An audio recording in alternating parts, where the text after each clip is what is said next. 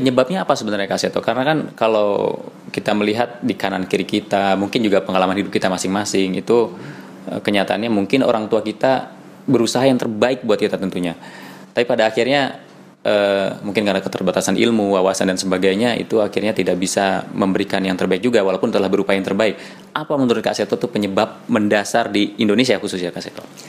Ya, karena adanya paradigma yang keliru mengenai anak. Tadi seolah anak di dalam keluarga adalah hak milik orang tua yang boleh diperlakukan apa saja demi masa depan yang gemilang, demi anak ini bisa menjadi anak yang sukses. Nah, itu seolah-olah ukurannya dari perasaan-perasaan atau pemikiran orang tua belaka. Jadi tidak mendengar suara anak, bahwa selain potensi juga ada minat yang harus akui bahwa itu akan berpengaruh pada kesuksesan seorang pada karirnya di masa yang akan datang. Jadi makanya sekarang dengan adanya konvensi hak anak, Convention on the Rights of the Child yang dicanangkan oleh PBB pada tahun 89 dan tahun 90 Indonesia sudah meratifikasi, berarti juga sudah harus diakui adanya hak-hak asasi seorang anak. Hak didengar suaranya, hak untuk bisa tumbuh dan berkembang, bebas dari kekerasan, bebas dari tindakan tekanan-tekanan dan sebagainya. Terus Kak Seto, maaf Kak Seto, mungkin sambil duduk nggak apa-apa Kak Seto ya. Kak Seto, terus kalau melihat perkembangan sekarang ini, saya pernah membaca tulisannya Kak Seto, intinya sih Kak Seto tuh sangat mengkhawatirkan bagaimana anak sekarang tuh kesulitan mendapatkan lingkungan terbuka, ruang terbuka publik. Sementara kan perkembangan pertumbuhan kota, terutama di kota-kota besar itu sangat mencemaskan menurut Kak Seto. Itu betul. Bagaimana bisa dielaborasi, dijelaskan lebih jauh Kak Seto? Iya, memang akhirnya anak terperangkap dalam hutan-hutan beton ini tadi, kehilangan udara segar, kehilangan kontak antar sesama manusia ya, karena terperangkap dalam ruang-ruang yang kadang-kadang begitu terbatasnya, sehingga memang kebijakan dari setiap pemimpin di kota masing-masing ini atau mungkin juga kabupaten adalah menyediakan ruang-ruang publik yang terbuka yang memungkinkan adanya pertemuan sesama warga, karena anak-anak juga dari usia dini perlu ada kontak sama manusia. Karena kalau tidak, mereka ya kontak dengan gadget, kontak dengan alat-alat teknologi canggih, akhirnya keterampilan sosialnya tidak berkembang, dan ini akan memudahkan terjadinya gesekan-gesekan, konflik dan sebagainya, dan ini berbahaya untuk terciptanya sebuah bangsa yang bersatu, yang bisa bekerja sama dan bisa berkembang dengan lebih optimal, begitu.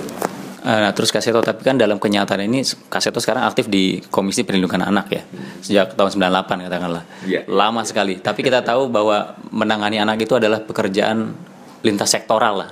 Itu tidak mungkin dikerjakan oleh satu kementerian atau satu lembaga, tapi semua harus terlibat. Betul. Dan untuk menyediakan ruang publik misalnya, itu kan katakanlah Pemprov DKI misalnya, itu kan perlu punya komitmen yang jelas tentang bagaimana sih tata kelola taman di Jakarta. Tapi juga perlu juga misalnya dari pemerintah pusatnya bagaimana dalam menata kota-kota di Indonesia.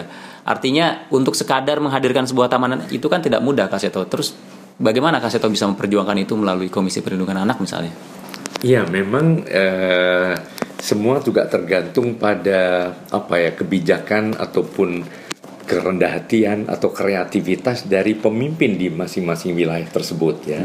Sebetulnya saya ingat pada waktu masih Pak Jokowi sebagai Gubernur DKI Jakarta, itu beliau sudah mencanangkan dimulainya Jakarta yang layak anak dengan membangun beberapa ruang-ruang publik dan kemudian menyerahkan kepada masyarakat. Jadi memang harus memberdayakan masyarakat itu sendiri untuk menyediakan, misalnya di setiap kompleks perumahan misalnya, itu mohon ada ruang-ruang publik juga begitu. Nah, sebagai contoh misalnya di kompleks saya ini kebetulan belum ada, ya saya kebetulan ada tanah yang relatif agak luas. Akhirnya saya menyediakan ruang ini sebagai juga ruang untuk pertemuan warga. Jadi misalnya berapa minggu sekali ada pertemuan warga, ada lomba-lomba, ada upacara, kalau upacara bendera dan sebagainya, supaya ada pertemuan warga. Jadi mungkin harus ada tadi perlibatan masing-masing warga itu, pemberdayaan warga itu sendiri. Apalagi Kak Seto tantangan sekarang ini yang Kak Seto lihat tuh perlu diatasi bersama-sama Kak Seto ya, untuk terutama dalam pengembangan tumbuh kembang anak. Ya tadi membangun sebuah paradigma yang benar mengenai anak ini tadi. Kadang-kadang kalau hanya mengandalkan komisi-komisi yang ada, kan ada Komnas Perlindungan Anak, ada KPAI, semua melapor ke situ terlalu penuh yang ditangani oleh staf dari KPAI ataupun Komnas Perlindungan Anak ini. Jadi pemberdayaan warga. Nah di RT RW sini sudah merintis sejak hampir 3 tahun yang lalu. Itu RT dan RW-nya juga ada Satgas Perlindungan Anak. Bukan hanya memadamkan kebakaran pada saat sudah terjadi kekerasan baru turun tangan, tapi juga preventifnya. Jadi memberikan panduan kepada para orang tua bagaimana mendidik anak yang benar pada zaman sekarang. Bukan zamannya lagi menjewer, bukan zaman lagi memukul atau membentak dan sebagainya. Rapat keluarga, sesuatu dibicarakan dengan penuh kasih sayang antara orang tua dengan anak. Nah, juga kalau misalnya ada tetangga mendengar di sebelahnya ada anak yang nangis dipukulin ibu atau ayahnya, jangan hanya diam saja. Jika bertindak, lapor kepada Satgas Perlindungan Anak di tingkat RT. RT bisa mengingatkan, kalau tidak segera lapor polisi, begitu. Ya, Kak Seto sambil jalan-jalan, karena sepertinya biasanya pemirsa tuh senang juga ngelihat suasana sekitar. Ke taman mungkin? Nanti mungkin setelah ini kita ke sana, Kak Seto ya. Boleh. Nah, terus satu lagi Kak Seto, ada gium yang sudah atau pepatah mungkinnya sudah dikenal banyak orang. It takes a village to raise a child. Membutuhkan satu desa, satu kampung, satu RT, satu RW untuk mendidik seorang anak. Betul. Kenyataannya sekarang ini kan, kalau kita faktanya aja lah Kak Seto, itu kan nggak mudah Kak Seto. Orang datang dari mana-mana, terutama di kota besar ya. Betul. Latar belakang berbeda-beda dengan sistem kompleks yang begitu segmented ya. Artinya orang tidak diciptakan untuk berkumpul, untuk membentuk sebuah tatanan sosial yang mendidik buat anak. Bagaimana Kak Seto? Itu tadi pemberdayaan RT RW. Justru sejak dibangunnya Satgas Perlindungan Anak ini, kita ada pertemuan secara teratur warga di sini. Jadi bukan hanya membutuhkan orang sekampung di dalam mendidik anak, juga membutuhkan orang sekampung di dalam melindungi anak-anak. Jadi kalau ada anak terlantar, kalau ada ibu yang stres karena bingung, kemudian anak jadi korban kekerasan atau tidak diperhatikan pendidikannya, nah warga ikut serta untuk segera turun tangan untuk saling membantu.